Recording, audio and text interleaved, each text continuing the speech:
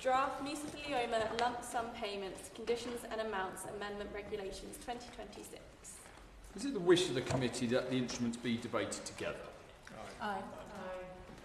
I will now call the Minister to move the first motion and speak to both instruments. At the end of this debate, I will put the question on the first motion and then ask the Minister to move the second motion formally.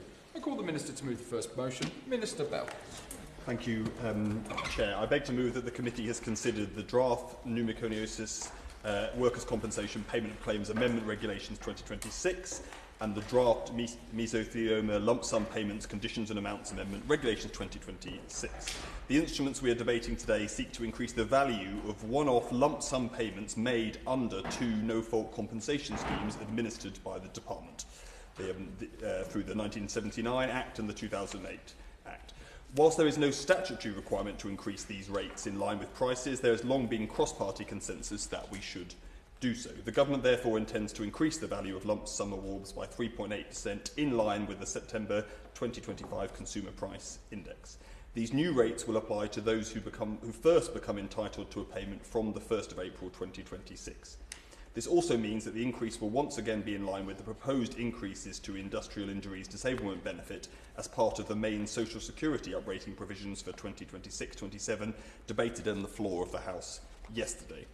By way of background, the 1979 Act scheme provides a single lump sum compensation payment to eligible people with the diseases covered by the scheme. This includes pneumoconiosis and diffuse mesothelioma. It was designed to cover people who are unable to claim damages from employers because, for example, they'd gone out of business and who have not brought any action against another party for damages. To be eligible for a lump sum award, a claimant must be awarded industrial injuries disablement benefit for a disease covered by the 1979 Act scheme. The 2008 Act scheme was introduced to provide compensation to people diagnosed with mesothelioma who are unable to claim compensation under the 1979 Act. This may be because they were self-employed or their exposure to asbestos was not due to their work. The 2008 Act scheme provides no-fault support to sufferers of diffuse mesothelioma quickly at a time of their greatest need. And to recognise the suffering these diseases can bring to the whole families, claims can be made to either scheme by a dependent if the person with the disease sadly passes away before being able to make a claim. Chair, I'm sure all honourable members here will be joining me in recognising the continued importance of these compensation offered by the 1979 and the 2008 Acts. And finally, I'm required to confirm that these provisions are compatible with the European Convention on Human Rights, and I'm happy to do so. I commend the increases to the payment rates under these two schemes to the committee and ask approval to implement them. Thank you, Chair. The question is that the committee has considered the draft Mesothelioma Lump Sum Payments, Conditions and Amount Amendment Regulations 2026. Mark Garnier. Thank you very much, Sir Alec. And can I just say we welcome the uprating for both the Mesothelioma Lump Sum Payments and the Pneumoconiosis Workers' Compensation Act payments. This is something that, as we know, is done on an annual basis and has been done over many governments. And today's regulations specifically provide a 3.8% increase in line with the September 2025 Consumer Price Index rate. So we welcome this inflation-linked increase so that the compensation amounts are more representative of today's cost of living. These are especially important in this instance given how debilitating these diseases can be. And colleagues will know that mesothelioma is a rare and aggressive cancer with known links to asbestos exposure. Pneumoconiosis is equally serious, often affecting those who worked in heavy industries like coal mining. And what is cruel about both of these diseases, Sir Alec, is that it can be years for symptoms to start presenting themselves, and therefore by the time someone receives a diagnosis, in most cases it is already advanced and leaves them with little time to react. The other issue with the latency of diagnosis is that many sufferers struggle to pursue civil claims against employers. So these schemes help to address those issues and provide decency for people affected, and they also underpin the point that our benefit system should be a critical safety net for some of the most vulnerable people in our society. So I want to absolutely reiterate that we, on this side, welcome this compensation lump sum uplift today, and we certainly will be in support of the government proposals. Thank you. Minister.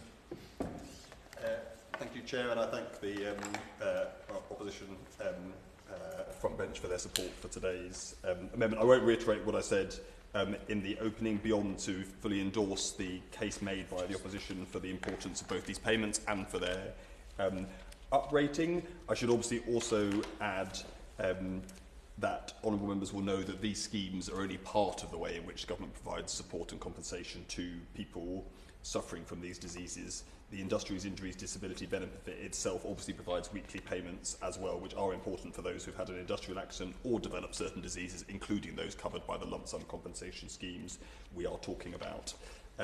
Today, directly on the point raised about the nature of the disease, I think the diseases we're talking about, dust caused by dust exposure, I think it is important to both spell out the importance of the work of the Health and Safety Executive on this front, in the prevention front, and on the NHS in providing support to those who are who have had a diagnosis of these diseases. In particular, I was going to flag on the case made by the honourable member about the importance of early diagnosis where possible, given the nature of these diseases, to refer honourable members to the work of the National Lung Cancer Screening Programme, which existed precisely for that purpose. Chair, in conclusion, I think what you've seen is that we all believe that cross-party support on this measure is an important one, and it continues as it has since 2010, and that's an important part of how we provide support to individuals living with these diseases and their families. And on that basis, I commend the amendments to these schemes to the committee and ask approval to implement. I beg to move. The question is that the committee has considered the draft Mesothelioma lump sum payment, conditions and amounts, amendments, regulations 2026. The many opinions say aye. Aye. To the contrary, no. I think the ayes have it. The ayes have it. Draft Pneumoconiosis, etc. Workers' Compensation, Payment of Claims, Amendment Regulations 2026. Minister to move formally. Move formally. The question is that the committee has considered the draft Pneumoconiosis, etc. Workers' Compensation, Payment of Claims, Amendment Regulations 2026. Does the man opinion say aye? Aye. To the contrary, no. The ayes have it. The ayes have it. Order.